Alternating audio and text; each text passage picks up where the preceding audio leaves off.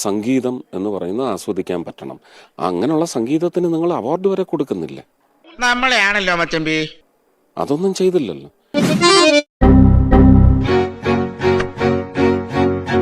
ഈ കുട്ടികളെ കൊണ്ട് ഗണഗീതം പാടിച്ചു എന്നുള്ളൊരു വിവാദം ഇതിന്റെ ഇടയിൽ അതിനുള്ളത് ആരോപണം. ദാറ്റ് വാസ് കല്ലുകടി പാടിപ്പിച്ചു. കണ്ടോ? ഇല്ല, കണ്ടില്ല. നമുക്ക് ഊഹിക്കാലോ. പാടിപ്പിച്ചു എന്നൊക്കെ പറയുന്നതിനകത്ത് ദുരുദ്ദേശം ലോകത്തിന് മുഴുവൻ മനസ്സിലാവും. ജനത്തിന് ഇപ്പൊ തിരിച്ചറിവ് വന്നു തുടങ്ങി എന്നെ. അത് അവരുടെ കൈ വെച്ചേക്കട്ടെ. It was celebration of the children. സംഗീതത്തിന് ഭാഷയില്ല, ജാതിയില്ല, മതമില്ല, ഒരു പുണ്ണാക്കുമില്ല. സംഗീതം എന്ന് പറയുന്നത് ആസ്വദിക്കാൻ പറ്റണം. അങ്ങനെയുള്ള സംഗീതത്തിന് നിങ്ങൾ അവാർഡ് വരെ കൊടുക്കുന്നില്ല. അതൊന്നും ചെയ്തില്ലല്ലോ.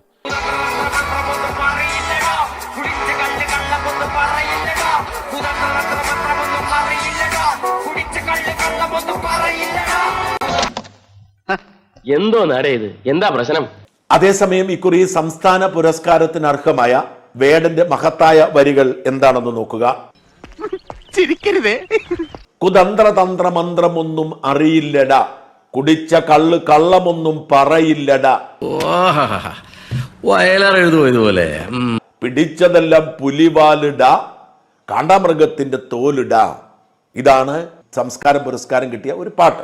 അണ്ണന്റെ സമയം മാത്രമല്ല, ഇവിടുത്തെ പുരോഗമനവാദികൾ, CPM ബുദ്ധിജീവികൾ, സാമൂഹ്യ മാധ്യമ അക്കൗണ്ടുകളൊക്കെ വാഴ്ത്തിപ്പാടുന്ന വേടന്റെ വരികളിലൂടെ പോയാൽ അതിൽ മിക്കതും തെറിപ്പാട്ടുകളാണ്. സാർ ആധുനികമേ പബ്ലിഷ് ചെയ്യൂ എന്ന് പറഞ്ഞതുകൊണ്ട് സ്വപ്പ കഞ്ചാവ് അടിച്ചുകൊണ്ട് എഴുതിയതാ.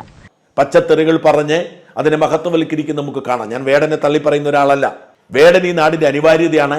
റാപ്പ് മ്യൂസീഷ്യൻ എന്ന നിലയിൽ മഹാനാണ്, ഒരു സംശയവും എനിക്കില്ല. അദ്ദേഹത്തിന്റെ വരികൾ പക്ഷേ തെറിപ്പാട്ടിന് സമാനമാണ് പലപ്പോഴും. വലിയ ഒന്നും മനസ്സിലാവില്ല. നല്ല രണ്ടടി കൊടുക്കുക.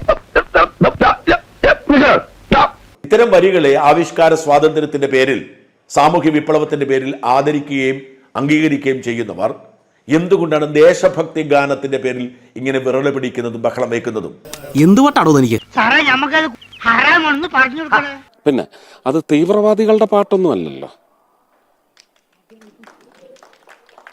സംഗീതമാണ്. ആസ്വദിക്കാൻ കഴിയുന്നില്ലെങ്കിൽ കാത് തിരിക്കൂ, ഹൃദയം തിരിക്കൂ, മുഖം തിരിക്കൂ, എന്ത് വേണേലും തിരിച്ചോളൂ. കുറെ സദാചാരക്കാർ ഇറങ്ങിക്കോളും. ഇത് പാകിസ്ഥാനൊന്നുമല്ലല്ലോ, ഇന്ത്യയല്ലേ. ഇനി വാടാ നമ്മുടെ നാട്ടിൽ നമ്മളോട് കളിക്കാൻ പുല്ലന്മാര്. അത്രയേ ഉള്ളൂ. അത് ആ കുഞ്ഞുങ്ങൾ സെലിബ്രേറ്റ് ചെയ്തു അവരുടെ സന്തോഷം, അത്രയേ ഉള്ളൂ. ആ കുഞ്ഞുങ്ങളുടെ മനസ്സിലേക്ക് അവരാണ് വിഷം കുത്തിവെക്കുന്നത്, അത് പാരമ്പര്യ. അവരാണ് മറ്റു ചിന്തകൾ കുത്തിക്കയറ്റുന്നത്. അത് നിർത്തും. എടാ, ഇനിയെങ്കിലും പഠിക്കേ, മനുഷ്യന്മാരെ പോലെ ജീവിക്കാൻ നോക്കും. പക്ഷേ പ്രശ്നം ഇതാണ്, ആ പാട്ട് പാടിയിരിക്കുന്നത് സർക്കാരിന്റെ വേദിയിലോ അല്ലെങ്കിൽ മറ്റ് സ്വകാര്യ ചടങ്ങിലോ അല്ല. അത് ഒരു തീവണ്ടിക്കുള്ളിലാണ്, ട്രെയിനിനുള്ളിലാണ്. നമുക്ക് പോലീസിൽ ഒരു പരാതി കൊടുത്താൽ എന്താ വർക്ക്? അഹമ്മദില്ലേ അവൻ കാണിച്ചത്? നാലാളറിയട്ടെ, അവൻ മഹാ തെമ്മാടിയാണെന്ന്. എന്താ വാസു, അറിയട്ടെ.